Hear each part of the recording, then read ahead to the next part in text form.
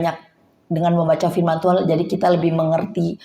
Jadi saya kan di dalam kemarin kan di 2 Timotius 3 ayat 15 kan pentingnya membaca firman Tuhan. Ingatlah juga bahwa dari kecil engkau sudah mengenal kitab suci yang dapat memberi hikmat kepada kita semua dan menuntun kita kepada keselamatan oleh iman kepada Kristus Yesus. Tapi sayangnya bukan dari kecil, jadi saya punya latar belakang yang kurang baik ya. Jadi saya tuh dibesarkan tanpa sosok seorang papa gitu ya. Ya, jadi saya besar sama mama saya sendiri gitu ya. Jadi mama saya dari umur berapa ya, setahun ya, berapa. Jadi papi saya udah meninggalkan mama saya dan papi saya kawin lagi, yang saya kemarin udah cerita. Jadi mama saya seorang diri membesarkan saya. Jadi banyaklah yang kalau saya sekolah banyak yang bilang, kamu tuh udah anak haram atau gimana ya. Mungkin siapa hati orang tua ya yang anaknya dibilang anak haram, siapa nggak ada yang terima dong ya. Tapi saya tuh bilang, tapi di situ saya tuh kok gimana ya, tapi saya kan bukan, tapi mama saya bilang enggak, mama saya selalu memberi kekuatan, enggak, kamu pokoknya ada mama, maksudnya kamu tetap harus berjuang, kamu harus jadi anak yang benar, walaupun papa kamu begitu juga percaya lah, papa kamu mungkin karena udah kawin lagi pasti suatu saat juga papa sayang gitu. Tapi akhirnya sampai sempat SMP saya dibawa ke gereja tuh. Saya tuh kalau melihat ada tetangga sebelah ya, dia orang di luar, bukan orang Kristen, orang Islam, saya tuh kalau melihat tetangga saya sebelah tuh kok di luar Kristen tapi hidup dia tuh kayaknya punya papa, walaupun supir, tapi dia peluk anaknya sama papanya. Aduh, kalau papanya datang kerja, aduh, saya tuh di situ tuh saya tuh rasa, aduh, enak ya punya papi ya. Sedangkan saya tuh nggak pernah saya dipeluk seorang papi gitu tuh ya. Maksudnya kayak anak-anaknya pada datang, papi datang, saya nggak pernah ngerasain gitu. Jadi saya tuh kehilangan figur seorang papa ya. Jadi saya larinya pernah pacaran sampai cari yang lebih tua, karena mungkin saya cari sosok seorang papa. Jadi nyobain pacaran ini, pokoknya kalau ada pacaran yang seumur saya rasanya saya nggak mau, pokoknya saya pengen punya pacarnya yang lebih tua, karena saya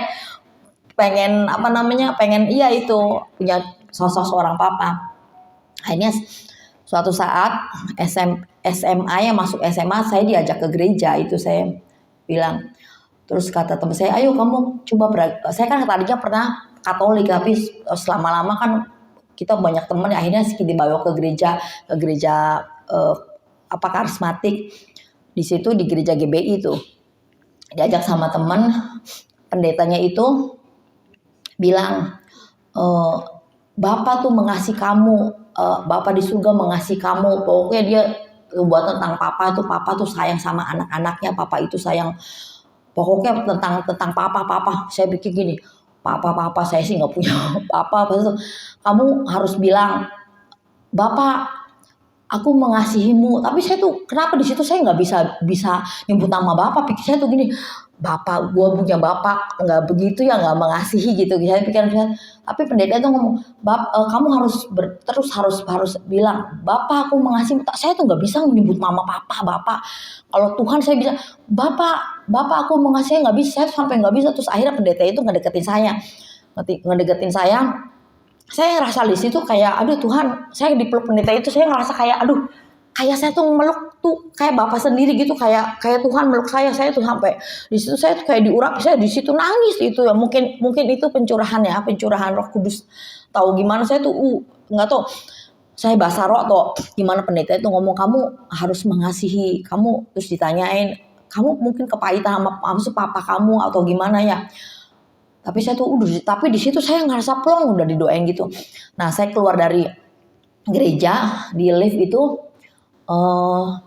saya, Tuhan, apa yang harus saya perbuat ya. Saya tuh saya nggak pernah, jarang ngobrol sama papi, nggak pernah ya sekilas-kilas aja gitulah ya, cuma ya kadang-kadang si papi pernah datang ya waktu itu, tapi jarang gitu, jarang komunikasi gitu. Terus terang aja, meritnya sama-sama ponakan. Iya, sampai nanti mama saya sampai akhirnya mama saya kan sampai saking sakit hatinya karena kawin sama papa saya, kawin sama ponakannya. Jadi mama saya mungkin lihat papa saya begitu ya mungkin lari ke luar negeri. Saya tahu dengan hati sakit tuh, saya tahu lagi mama saya ninggalin itu saya tuh, mama saya nangis tuh sampai saya inget aja. Saya dulu punya kayak mbak iyemnya kayak tetangga gitu. Nitip si Dora, saya mau pergi ke luar negeri, kamu ngurus si Dora. Saya belum sama engku waktu itu dititipin ya, sama engku juga dititipin. Akhirnya mama saya tuh pergi tuh ke luar negeri sampai nangis, saya juga nangis. Terus si Mbak Iem itu kan dia orang di luar itu ya, dia ngasih kayak ngasih botol apa supaya lupa sama mamanya, ini dikasih botol air apa gitu tuh. Saya dulu apa ini, tapi saya nggak mau minum ya supaya nggak inget ya, tapi kan saya tahu mama saya lagi, jadi saya tuh mau pergi, mama saya tuh pergi aja. Sampai mama saya tuh cerita ketemu pastor ya di kereta tuh, di kereta dia nangis aja, terus pastor bilang, ibu kenapa? Saya sedih jadi ninggalin anak saya satu-satunya, harusnya saya ngerawat tapi karena mungkin keadaan yang memaksa jadi dia harus pergi ke luar negeri. Akhirnya didoain tuh sama frater ya, didoain mama saya, didoain sama frater, akhirnya kekuatan loh. Jadi saya seorang diri kan. Nah di situ kembali lagi ke lift itu, terus Roh Kudus bilang, kamu mau nggak mengampuni papi kamu? Saya pikir aduh gila, mama saya tuh berjuang sendiri ya, papi saya kok begitu, kawin lagi, punya anak lagi, apa udah saya tuh, apalagi saya disebut-sebut di luar sana saya anak haram, anak apa.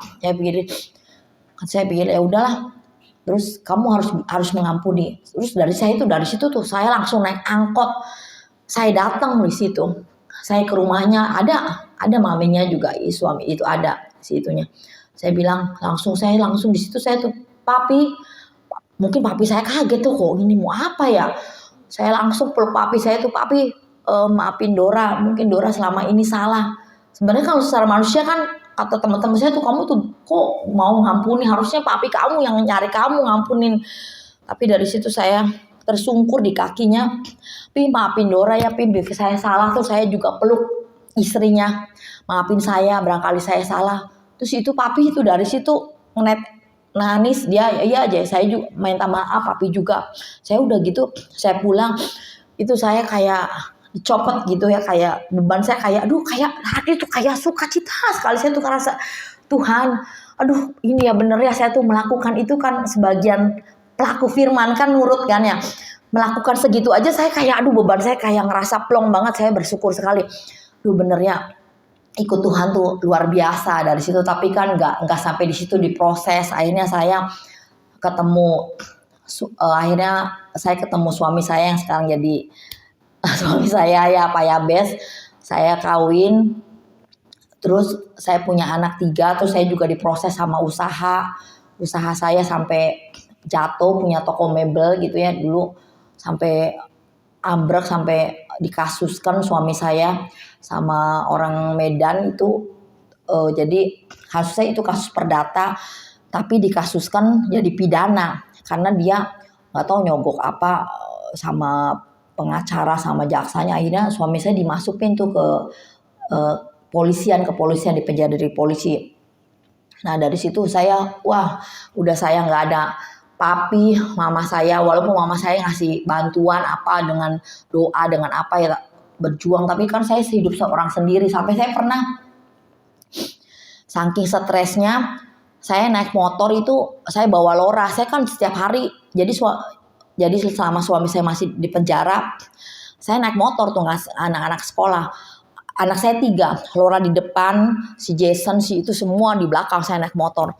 Suatu saat saya jemput si Lora, jadi si Lora saking pikiran kemana ya, si Lora belum naik, saya udah ngucuk semua. Itu sampai, ibu itulah anaknya bu, si Lora, mami, saya ampun, saya dari situ si Lora itu ditinggal di jalan aja gitu, sampai sampai orang tuh, itu bu, itu anaknya bu.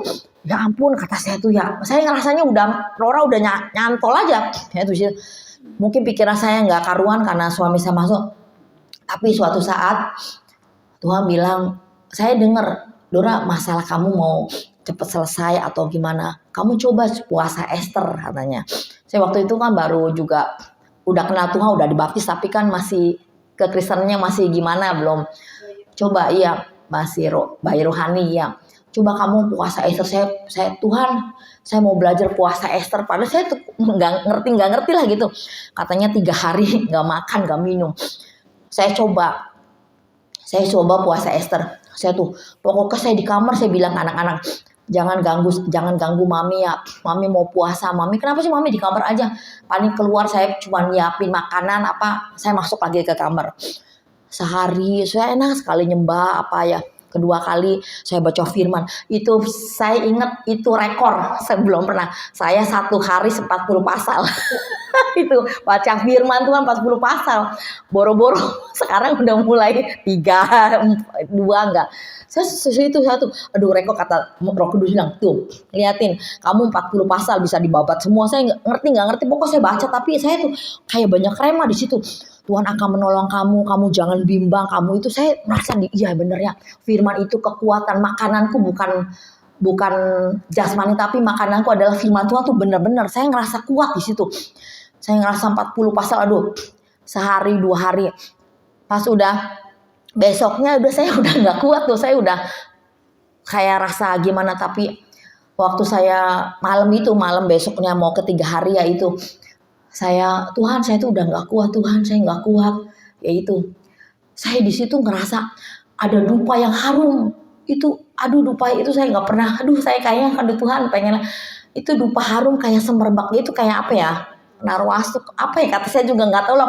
Saya baru tuh, ini bau dari mana? Saya tuh sampai apa, ada orang yang itu ya, barangkali ada bokor-bokor apa nggak tahu.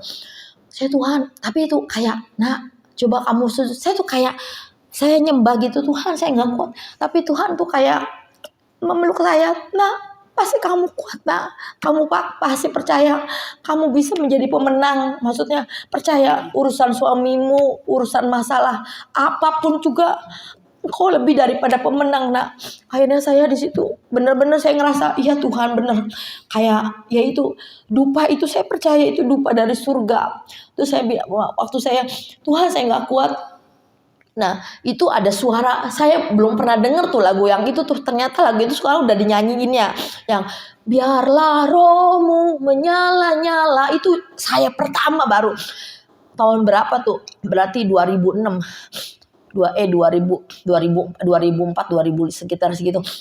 Itu suara itu kok saya kayak bilang gak kuat, saya sampai nyentak gitu, Tuhan suara apa itu menggema kayak bunyi simfoni bener, kayak di mana itu, kayak biarlah rohmu menyala. Saya itu lagu itu pas saya di gereja, loh kok ada lagu ini ya, saya baru denger, berarti saya kan udah tahu dulu ya kayak itu.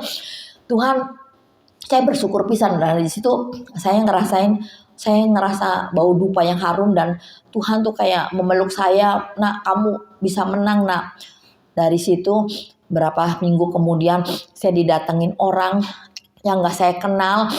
Ada orang namanya Pak Dudung itu nolong, pokoknya Dor, saya mau nolong kasusnya kamu, saya tidak mau dibayar apapun juga. Saya benar-benar saya mau nolong, karena tiap hari nggak tahu, kamu kayaknya doanya kamu itu kayak kengiang-ngiang terus, nggak tahu ya, mungkin Tuhan gerakin itu ya, kayak kamu harus tolong gitu, sampai nolong tanpa mau dibayar sepeser pun. Itu saya bersyukur dengan kejadian itu. Saya benar-benar kalau kita bersungguh-sungguh sama Tuhan, kita berserah, kita percaya, dan kita melakukan firman-Nya, itu pasti sesuatu, ada mujizat yang luar biasa yang sudah Tuhan sediakan buat kita semua. Itu saja kesaksiannya, biar menjadi berkat kita semua.